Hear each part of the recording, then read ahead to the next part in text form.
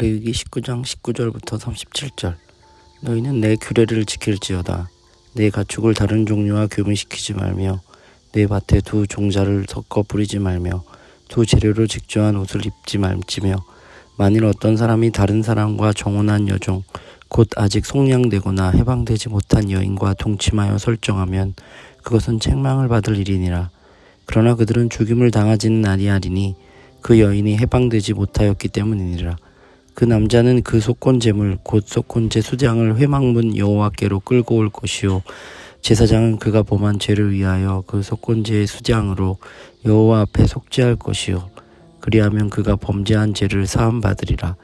너희가 그 땅에 들어가 각종 과목을 심거든 그 열매는 아직 할례 받지 못한 것으로 여기되 곧 3년 동안 너희는 그것을 할례 받지 못한 것으로 여겨 먹지 말 것이며 넷째 해에는 그 모든 과실이 거룩하니 여호와께 드려 찬송할 것이며 다섯째 해에는 그 열매를 먹을지니 그리하면 너희에게 그 소산이 풍성하리라. 나는 너희의 하나님 여호와니라. 너희는 무엇이든지 핏째 먹지 말며 점을 치지 말며 술법을 행하지 말며 머리가를 둥글게 깎지 말며 수염 끝을 손상하지 말며 죽은 자 때문에 너희의 살에 문신을 하지 말며 무늬를 놓지 말라. 나는 여호와이니라. 내 딸을 더럽혀 창녀가 되게 하지 말라. 음행이 전국에 퍼져 죄악이 가득할까 하노라. 내 안식일을 지키고 내 성소를 귀히 여기라. 나는 여호와이니라.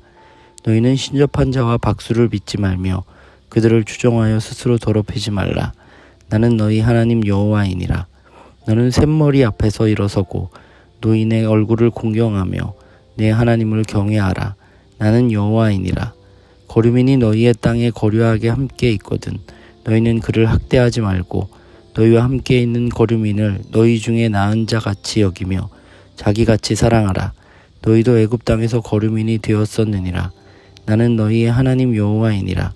너희는 재판할 때나 길이나 무게나 양을 잴 때 불의를 행하지 말고 공평한 저울과 공평한 추와 공평한 에바와 공평한 흰을 사용하라. 나는 너희를 인도하여 애굽에서 나오게 한 너희의 하나님 여호와이니라. 너희는 내 모든 규례와 내 모든 법도를 지켜 행하라. 나는 여호와이니라. 오늘 우리가 함께 나눌 말씀은 레위기 19장 19절부터 37절까지의 말씀입니다.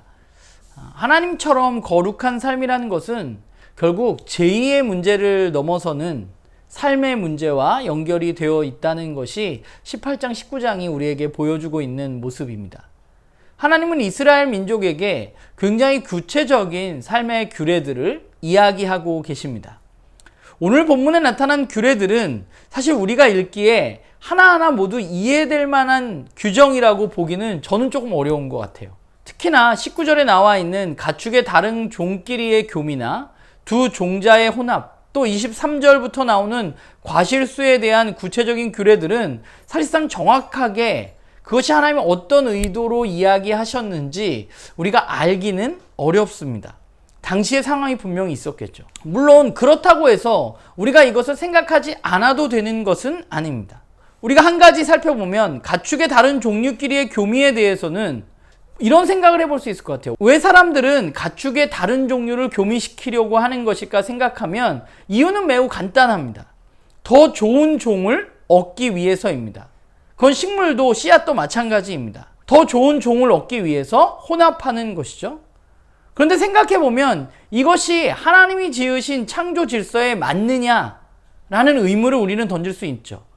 하나님은 분명히 창세기에 각기 종류대로 지으시고 그 종류마다 분명한 쓰임새가 있다고 말씀하셨습니다.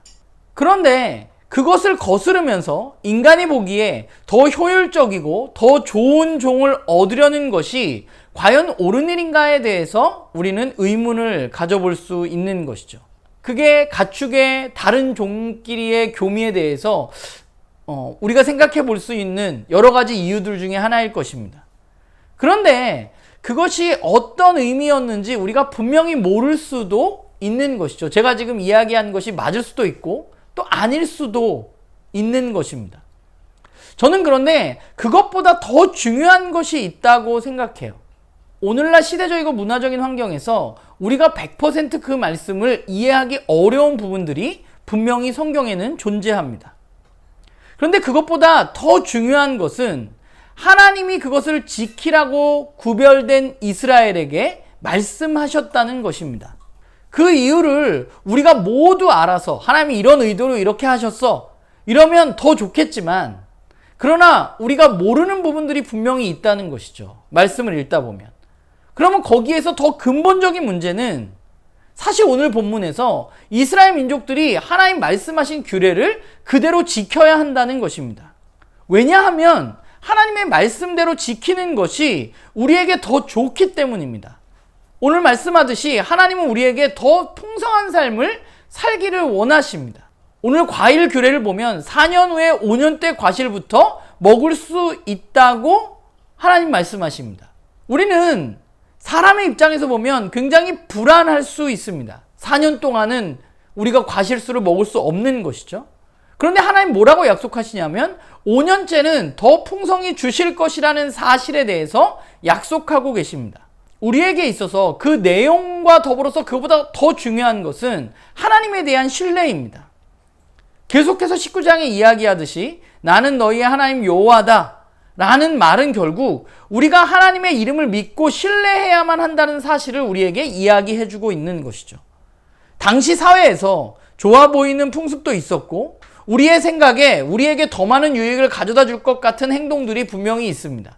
그러나 하나님은 그것이 아니라 하나님의 말씀에 따라서 너희들이 살아야 한다고 말씀하십니다. 내가 명한 대로 살 때 너희들이 더 풍성해질 수 있다고 말씀하십니다. 오늘 19장의 마지막 구절처럼 하나님의 모든 규례와 하나님의 모든 법도를 지켜 행해야만 합니다. 왜냐? 이 규례는 하나님이 주신 것이기 때문입니다. 그렇기 때문에 그 이유를 구체적으로 아는 것 물론 중요하지만 그것보다 더 중요한 것은 하나님 자신을 신뢰하는 것입니다. 그분이 주신 규례가 나를 더 풍성하게 하고 행복하게 만들어줄 것이라는 사실에 대해서 우리는 신뢰해야만 하는 것이죠. 우리는 때때로 우리가 하나님의 말씀을 전부 이해해야만, 논리적으로 그것이 분명하고 내가 납득할 수 있어야만 그 말씀에 순종할 수 있다고 말하기도 합니다. 내가 생각하는 논리에 맞지 않으면 마치 지키지 않아도 되는 것처럼 생각하기도 합니다. 오늘 우리가 생각하기에 이건 좀 불합리하다고 이야기하기도 합니다.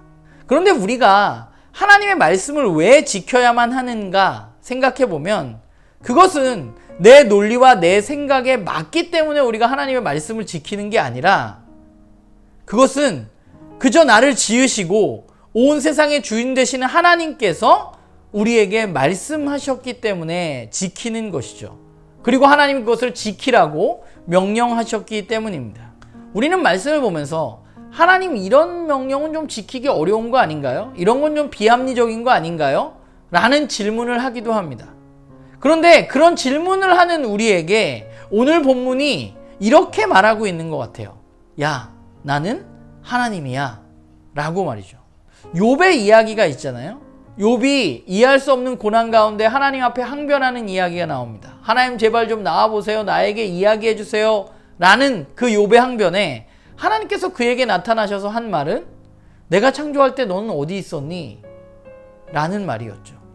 그게 오늘 이 본문이 말하는 내가 너희의 하나님이야 라는 말과 저는 같다는 생각을 했습니다. 사실 우리가 하나님의 말씀을 지키기에 이것보다 더 어떤 근거가 필요한가요? 그분이 하나님이시고 하나님은 말씀하셨고 하나님은 우리를 지으신 우리의 주인이십니다. 저는 우리가 해야 할 일이 물론 그 하나님의 말씀의 의도를 올바로 파악하는 것이 우리에게 중요합니다. 그러나 그것을 올바로 파악하기 어려운 본문들이 여전히 존재합니다. 그런데 그것에 앞서서 우리에게 필요한 것은 하나님이 우리에게 명령하셨고 우리는 그 말씀을 지켜야만 한다는 것이죠. 그게 저는 저와 여러분에게 필요한 삶이라고 생각이 들어요.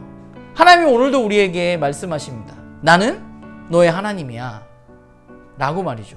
우리는 이 이야기 가운데 하나님 정말 나의 주인 되심을 바라보고 그분의 말씀에 순종하는 것이 나를 정말 나답게 한다는 그런 믿음을 가지고 우리가 하나님을 신뢰함으로 나아가는 우리 모두가 되기를 간절히 소망합니다.